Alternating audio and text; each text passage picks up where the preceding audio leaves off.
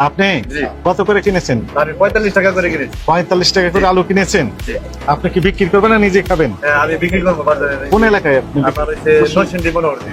মনোহরদী। জি। কত করে বিক্রি করবেন আপনি বলেন তো? আমি 50 টাকা করে বিক্রি করে দেবো। 50 টাকা, তাহলে কেজি প্রতি 5 টাকা করে লাভ জি। থাকবে। না না, এখন ভাড়া আছে না আমাদের। ভাড়া আছে। এটার পরে মনে করেন বড় জোর কেজিতে 2 টাকা বা 3 টাকা ভাড়া পড়বে। আরো মাল নিছি, হ্যাঁ। শুধু আলু তো আর পড়তে পড়বে না। শুধু আলুই নেননি, আরো কিছু নিয়েছেন। হ্যাঁ, আলুর সাথে আরো অনেক কিছু নিছি।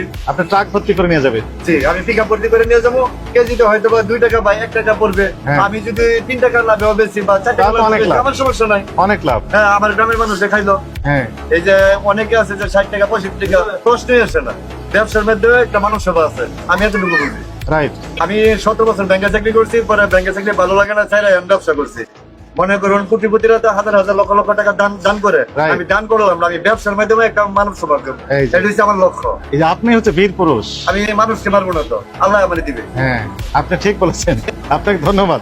জি, আমার জন্য দোয়া করবেন। হ্যাঁ। যে গ্রামের সাধারণ মানুষ সারাদিন কাজ করে খায়, 5 টাকা তাদের জন্য অনেক কিছু। অনেক কিছু। আর এই অনেক কোটিপতির জন্য 5 টাকা 20 টাকা কিছু না। এবং মানুষে আমাকে ভালোবাসে, গ্রামের মানুষ দোয়া করবে তো, অনেক দোয়া করবে। ভালোবাসে আমাকে। আমি এই মানুষকে মারবো না তো, আল্লাহ আমার দিবে। হ্যাঁ।